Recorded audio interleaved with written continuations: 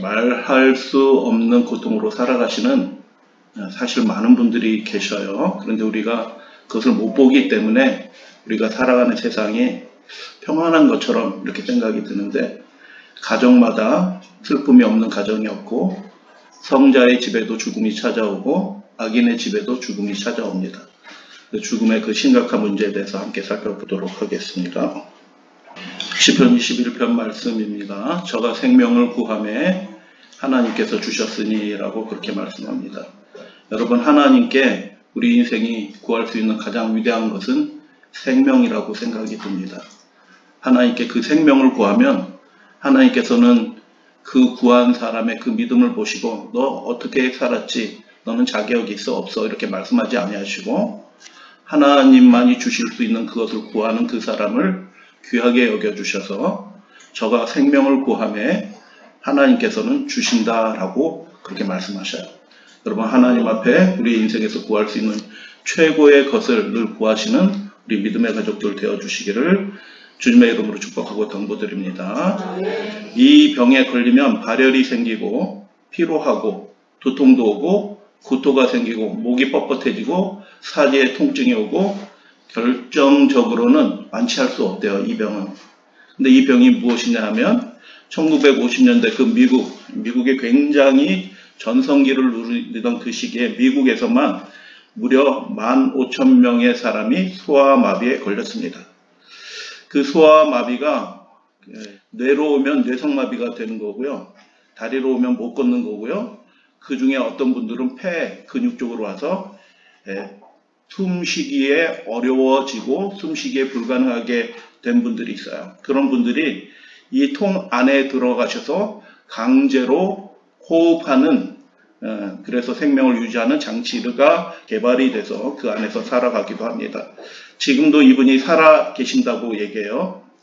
그 강철폐라고 하는 그 장치를 지금도 사용하고 있는 마지막 사용자인데 보나 랜돌프라는 이분이에요. 근데 이분이 20세 때 소아마비가 왔어요. 그래가지고 그 폐 호흡이 안 돼서 이 강철폐에 들어가게 됐고, 강철폐에 들어가서 지금 몇 세를 살고 있어요? 70년을 그 통 안에, 쇠통 안에서 살고 있는 거예요. 그런데 이분은 6일 동안은 그 강철폐 안에, 통 안에 들어가서 살고, 하루는 나와서 이렇게 호흡장치를 입에 물고 이렇게 살고 있어요. 어떻게 이렇게 살 수 있을까, 평생. 그런 생각을 하게 됩니다. 그런데 우리 생각하고는 좀 다른 것 같아요, 그분들은. 강철폐 안에 들어갔을 때 느낌이 어떠냐라고 물어봤더니 이 모나 랜돌프라는 분들은 뭐라고 얘기하냐면 안도감을 느낍니다 라고 그렇게 얘기해요. 불안한 거예요. 강철폐 안에 들어가 있지 않으면 내 호흡이 언제 멈춰질지 모르고 불안하고 호흡이 불안정하고 이렇게 하니까 걱정이 되고 그러는데, 강철폐 안에 들어가면 강제로 호흡을 해줘서 안정적으로 호흡을 하게 해주니 안도감을 느낀다라고 얘기합니다. 저희 같으면 어떻게 70년 한평생을 그 통 안에 들어가서 살 수 있을까 라는 생각을 하게 되는데, 막상 당한 그분들은 살아있는 것에 굉장히 감사한다라고 얘기합니다. 미국의 유명한 대통령이죠. 대통령을 2번 역임한 루즈벨트 대통령이 있어요. 근데 많은 분들이 모르고 계시는 사실인데 이분이 소아마비예요. 이분이 소아마비에 걸렸던 사실을 국민 대다수는 알지도 못했어요. 아예 노출을 시키지 않은 것입니다. 사진 찍을 때도 어떤 사진을 찍어요? 다 멀쩡한 사진, 이런 사진만 내보내지 백악관에서 완전히 통제를 했던 것이에요. 재선 당시에 선거 유세를 하는데, 지금 선거 유세 하면은 국민들이 앞에 쫙 있고 그러면 후보자들이 뭐 이렇게 해야 되잖아요. 근데 이분은 그냥 웃고만 있어요. 옆에 난간을 슬쩍 잡고 한쪽 손은 부인이 잡아주고 간신히 서가지고 이렇게 웃고만 있는 거예요. 그래서 대통령이 되었지만 역시 한 인생에 쉽지 않은 인생을 살아가고 있구나라는 생각을 하게 됩니다. 이 어린아이가 평생을 살아가는 그 삶의 무게를 우리는 이해할 수는 없어요. 그러나 각자의 삶의 무게도 상당하다라는 것을 우리는 생각하게 됩니다. 강철폐, 아이언 렁이라고 얘기하는 이 강철폐 초기 모델이에요. 아이들이 소아마비 걸려서 폐에 호흡이 안 되는 아이들이 이렇게 들어가서 평생을 살게 되는 것입니다. 마음이 안타깝고 슬픈데 이런 사진과 상황들을 보면서 우리가 살아있는 것에 대하여 산다는 것에 대해서 다시 한번 진지하게 고민하게 되는 것이죠. 다이앤 오델이라는 분의 이야기를 잠깐 들리기로 합니다. 3살 때 이 소아마비가 폐로 왔어요. 평생을 이 소녀가 강철폐 안에서 살게 된 것입니다.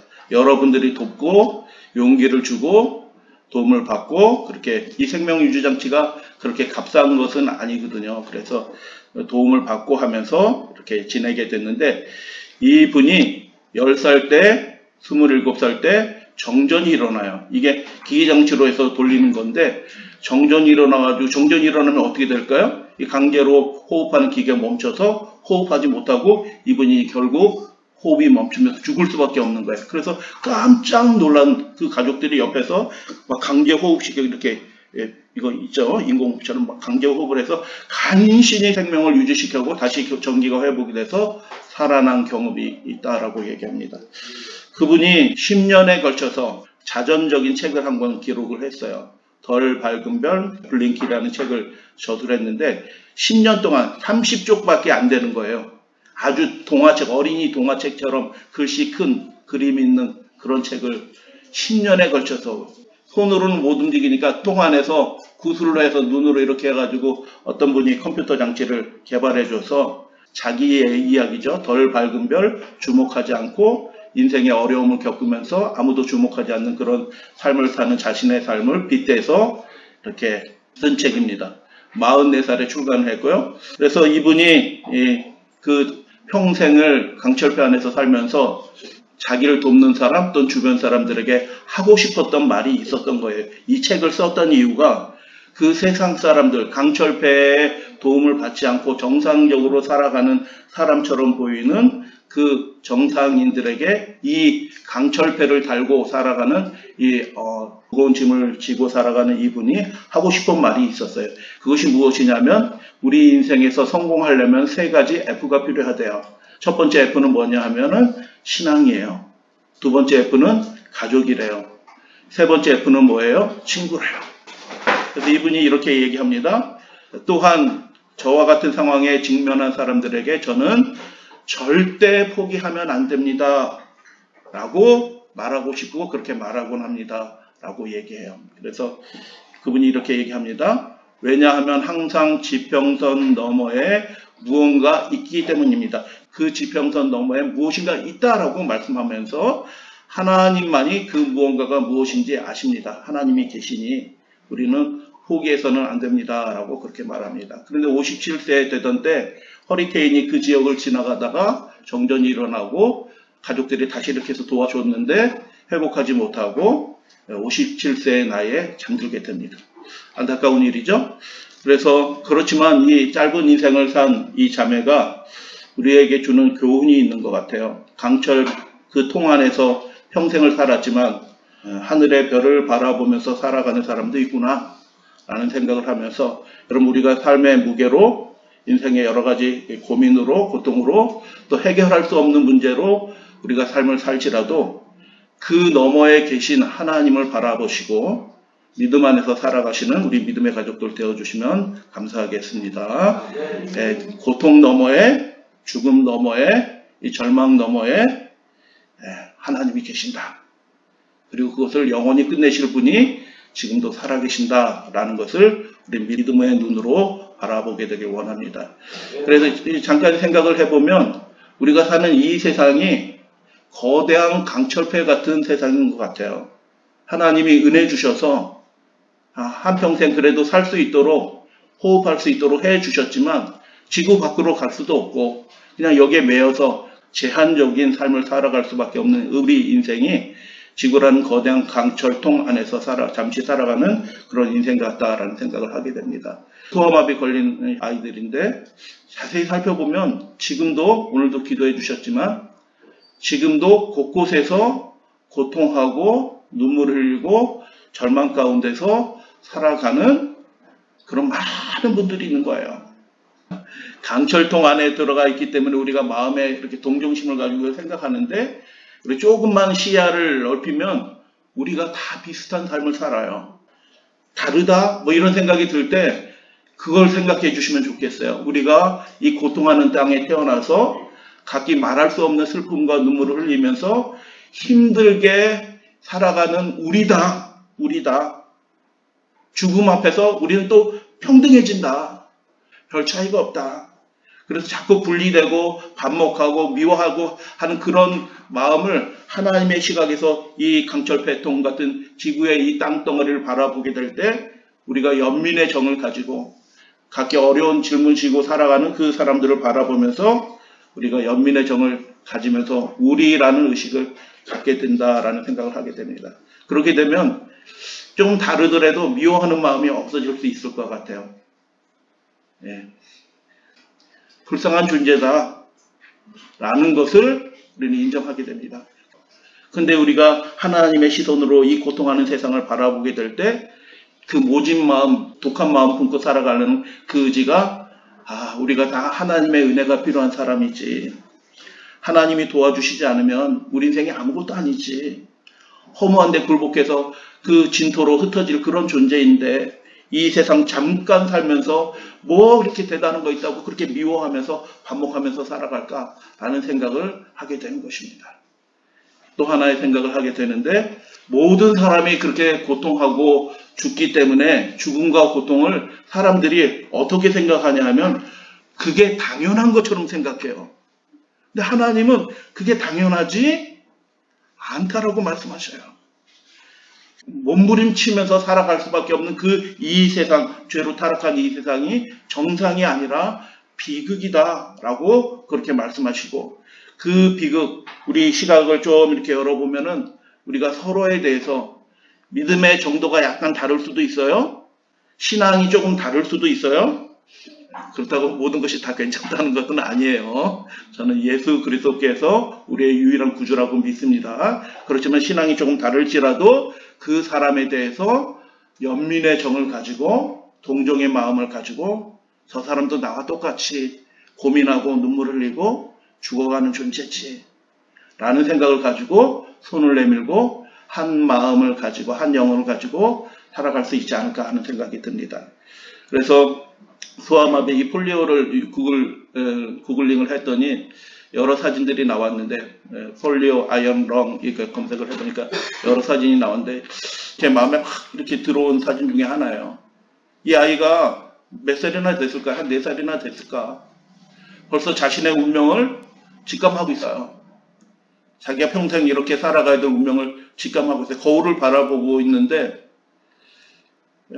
이 모습이 이 시대를 살아가는 모든 고통하고 눈물 흘리는 사람들의 모습, 우리 자신의 자화상이 아닐까 하는 생각을 하게 됩니다.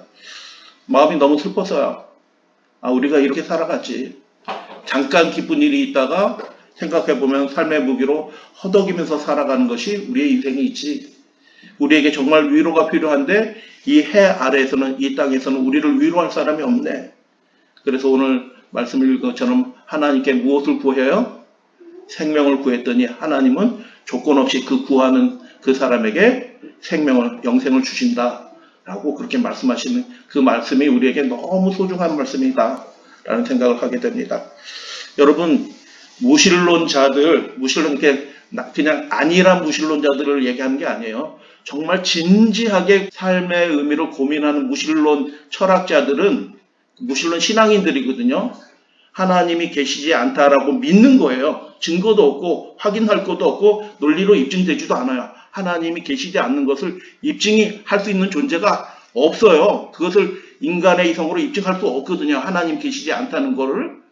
하나님이 계시다는 것을 입증할 수 있는 방법들은 오히려 훨씬 많아요. 그런데 입증할 수 없는 것을 믿는 거예요. 하나님이 계시지 않다는 것을. 그래서 하나님을 자신의 삶에서 제외하는 거죠. 그분이 무신론 신앙인들이에요. 그런데 그분들이 직면한 가장 커다란 문제는 뭐냐면 죽음이에요. 죽으면 끝나는 거예요. 그분들은 죽음의 문제를 당연한 것으로 여기지 않고 죽음의 문제를 삶의 문제로 가져와서 아주 철저하게 심각한 고민을 합니다.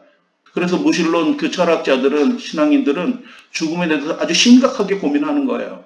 죽으면 끝이라면, 죽음이 인생의 종착점이라고 하면, 그렇다면 도대체 우리는 무엇을 위해서 살아가야 되지? 어떻게 살아가야 되지? 그리고 왜 살아가야 되지? 이런 아주 심각한 질문을 하는 거예요. 그거에 대해서 스스로 답변을 할 수 있는 그런 지혜가 인간에게는 없어요. 여러분, 이런 거에 대해서 고민하지 않게 되시게 되길 바랍니다. 이미 100년 전부터, 200년 전부터 목숨 걸고 고민한 분들이 결론은 없다라고 내렸어요. 죽음이 끝이라고 하면 왜 살아야 되는지 그 이유를 발견하지 못한다는 거예요. 그게 결론이에요. 그런데 예수님께서는 우리에게 이렇게 말씀을 해주셔요. 죽음이 끝이 아니다라고 말씀하는 거예요. 그리고 말씀하실 뿐만 아니라 죽음이 끝이 아니다라는 것을 말씀하실 뿐만 아니라 실제로 죽음이 끝이 아니다라는 것을 보여주신 분이셔요. 그분이 예수 그리스도 우리 주님이시다. 그래서 요한복음의 말씀을 통해서 예수님의 부활의 장면을 잠깐 살펴보기를 원합니다. 태초에 말씀이 계셨다. 언제 말씀이 계셨다고요? 영원 전의 시간부터 어떤 존재가 있었다는 거예요. 그래서 여러분 요한복음 1장 1절에 보면 영원이라는 시간이 존재하고 계속 영원히 존재하는 어떤 존재가 있다는 것을 우리는 알게 돼요. 죽음이 애당초 있지 않았던 시기가 있었다라는 것을 우리는 요한복음 1장 1절의 말씀을 통해서 보게 됩니다. 그리고 그 영원하신 분이 육신이 되어 우리 가운데 거하셨다라고 그렇게 말씀하시고, 그리고 예수님이 요한복음 14장에서 나를 본 자는 아버지를 보았다라고 말씀하는 거예요. 여러분, 하나님은 영생하시는 분이에요. 우리 눈에 그 영생이 이해가 되지 않고 하나님의 보이지 않더라도 하나님이 계시고 영생이, 죽음 너머에 영생이 있다라고 예수님이 말씀하시는 거예요. 나를 본 자는 태초에 그분을 본 것이다 라고 그렇게 말씀하는 거예요. 죽음 이상의 것들이, 죽음을 취소한 땅이, 죽음이 극복된 땅이 있다라고 예수님이 말씀하셔요. 근데 이 말씀을 하신 예수님도 33세에 죽었어요. 허무한데 굴복한 것처럼 보이지만 실제로는 성경의 말씀은 그 죽음의, 예수님의 죽음을 다르게 표현합니다. 여러분, 마태, 마가, 누가, 요한 4복음서가 있잖아요. 마태, 마가, 누가, 요한 4복음서를 중에서 3복음서를 공관복음서라고 얘기하고 요한복음을 제4복음서 또는 별도의 복음서라고 그렇게 얘기를 해요. 왜 세 복음과 요한복음을 다르게 구별할까요? 세 복음서에도 예수님이 돌아가시고 부활하신 얘기가 동일하게 있어요.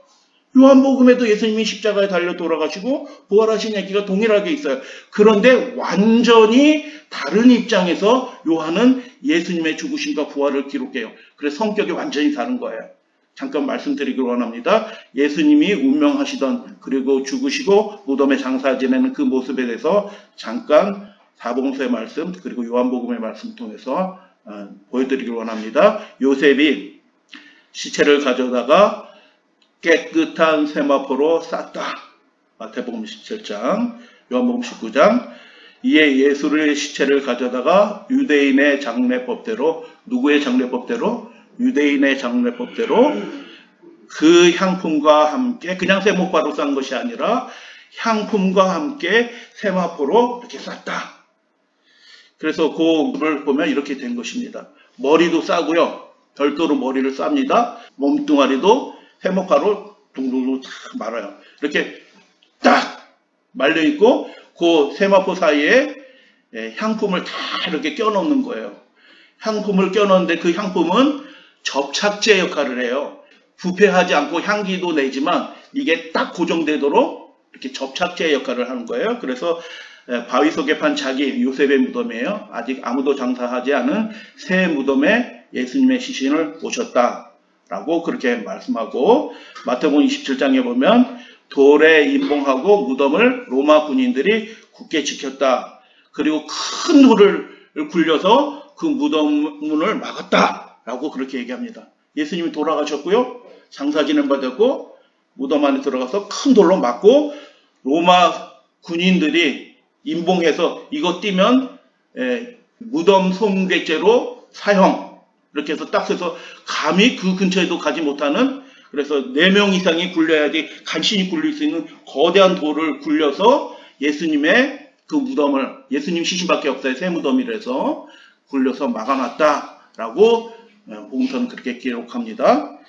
여러분, 이 장면에 대해서 미국의 한 고대사 교수는 이렇게 얘기합니다. 훈련된 경비 부대가 24시간 감시하는 그곳에서 제자들이 무슨 힘으로 그 로마 군사를 물리치고 그 돌을 굴리고 그 시체를 가져갔겠냐라고 얘기합니다. 논리적으로 맞지 않다는 거예요.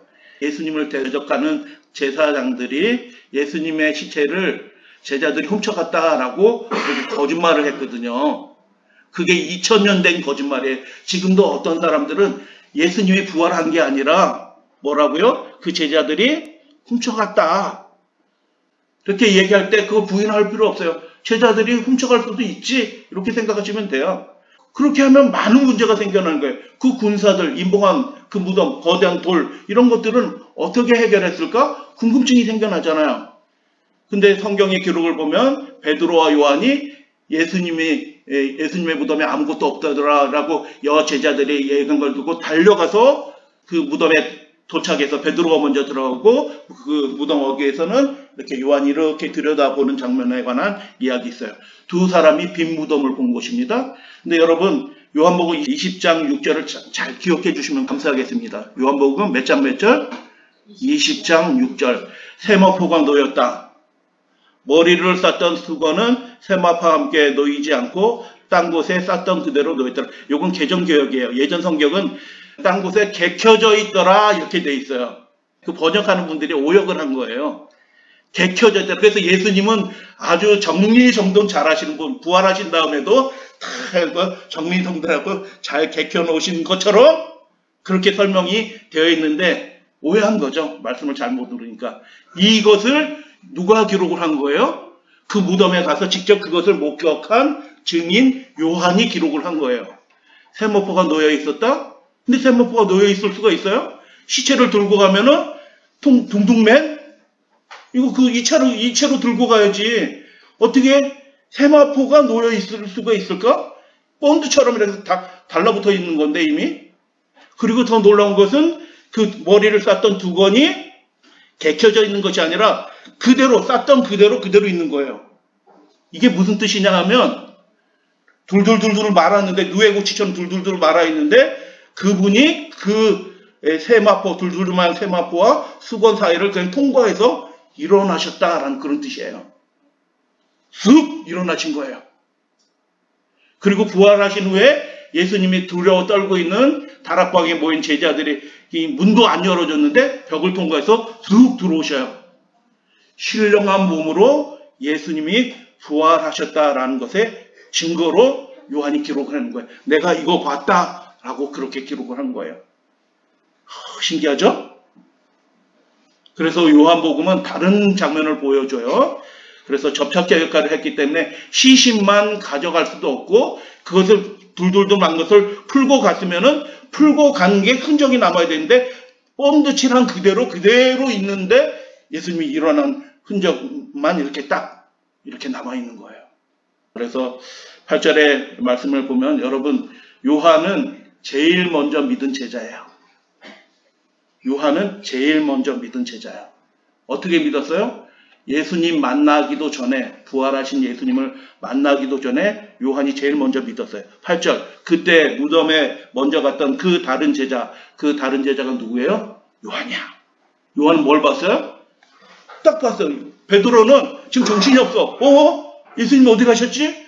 정신없는데? 요한은 그거 딱 보고 예수님 부활하셨다. 근데 그냥 부활하신 게 아니고 이해할 수는 없지만 신령한 몸으로 그분이 일어나셨다라는 것을 딱 알아차리고 그 다른 제자 요한은 들어가 보고 뭐 했더라? 믿었더라. 그렇게 기록이 되는 거예요. 여러분, 우리 눈에 예수님이 보이지 않으시지만 그분이 살아계시고 여전히 그분에게 최고의 것을 구하는 그 사람들에게 여전히 생명을 주시는 분이 살아계신다는 것을 여러분 믿으시게 되기를 주님의 이름으로 축복하면서 당부드립니다. 그들은 믿었어요. 우리도 믿게 되기를 원합니다. 그래서 죽은 자가 수족을 나사로 살리는 장면이잖아요. 나사로도 다시 살아났으니까 부활한 거잖아요. 예수님도 무덤에서 일어나셨으니까 다시 부활한 거잖아요. 똑같이 부활했네? OX. 왜 다른 부활이냐라는 것을 잠깐 살펴보기로 합니다. 요한이 증거하는 부활에 대해서 살펴보는 거예요. 그 생명. 예수께서는 여러분 예수님이 부활할 때 아버지가 다시 아들아 일어나라 해서 예수님이 부활하신 거예요? 아니면 천사가 도와줘서 일어난 거예요? 아니면 예수님이 스스로 일어나신 거예요? 정확하게 말씀하셔야 돼요. 이 요한복음은 그거에 대해서 명확하게 증거하는 것입니다. 태초에 하나님이 계셨다. 그분이 인간이 되셨다. 그분이 죽으셨지만 그분이 다시 그분의 생명으로 스스로 일어나셨다라고 얘기하는 거예요. 그래서 그분은 단순히 죽음에서 다시 살아나는 것이 아니다라고 그렇게 말씀하는 것입니다. 요한복음 1장 4절 함께 봉독하기를 원합니다. 그 안에 시작. 그 안에 생명이 있었으니 이 생명은 사람들의 빛이다. 우리의 인생을 밝게 하는 거. 아, 죽음이? 그치? 아니구나. 절망 가운데서 강철폐통 같은 이 세상 안에서 우리가 허덕이면서 살아가고 있지만 그것이 끝이 아니구나.